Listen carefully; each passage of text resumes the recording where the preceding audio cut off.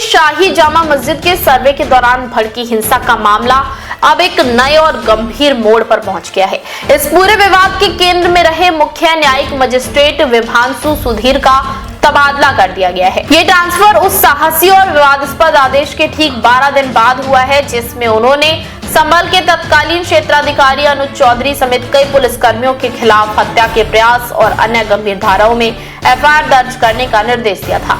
न्यायिक गलियारों में सबसे ज्यादा चर्चा इस बात की है कि जज विभांशु सुधीर को न केवल संभल से हटाया गया बल्कि उन्हें सुल्तानपुर में सिविल जज सीनियर डिवीजन के पद पर भेजा गया है। तकनीकी रूप से सीजेएम का पद जिले के न्यायिक मजिस्ट्रेटों में सर्वोच्च होता है, जबकि सिविल जज सीनियर डिवीजन का पद उससे नीचे माना जाता है।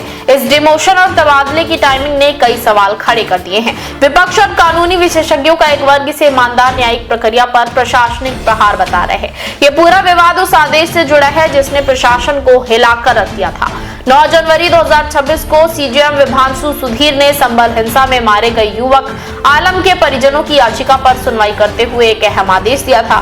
परिजनों का आरोप था कि आलम की मौत पुलिस की गोली से हुई थी और पुलिस ने इस मामले में शिकायत दर्ज करने से इनकार कर दिया था। जज ने अपने आदेश में कहा था कि प्रथम दृष्टया पुलिस की भूमिका संदिग्ध प्रतीत होती है और न्याय के हित में तत्कालीन सीओ अनुज चौधरी जो वर्तमान में एएसपी के पद पर पदोन्नत हो चुके हैं तथा अन्य पुलिसकर्मियों के खिलाफ केस दर्ज कर विवेचना की जानी चाहिए। यह आदेश पुलिस विभाग के लिए बड़ा झटका माना गया क्योंकि अनुज चौधरी को सरकार द्वारा वीरता पुरस्कार के लिए भी अनुशंसित किया गया था। जज के आदेश के बाद संभल के पुलिस अधीक्षक और प्रशासन ने कड़ा रुख अपनाया है। पुलिस का तर्क रहा कि संभल हिंसा की पहले ही मजिस्ट्रेट जांच हो चुकी है जिसमें पुलिस को क्लीन चिट दी गई थी। पुलिस के अनुसार दंगाइयों ने खुद गोलियां चलाई थी जिनसे उनकी मौत हो गई।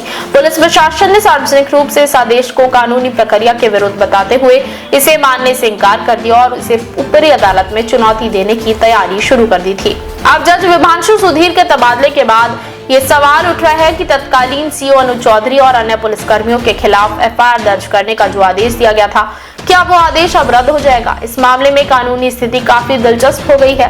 कानून किसी भी निचली अदालत जैसे सीजेएम कोर्ट के आदेश को चुनौती दी जा सकती है और उसे रद्द यानी क्वैश भी कराया जा सकता है। हालांकि फिलहाल सब कुछ कयासों पर आधारित है और आने वाले दिनों में ही स्थिति साफ हो पाएगी, लेकिन जज विभांशु सुधीर का तबादला कई गंभीर सवाल खड़े करता है। देश विदेश की तमाम बड़ी खबरों के लिए देखते रहें किनी टाइम्स। वीडियो को लाइक करें, चैनल को सब्सक्राइब करना ना भूलें।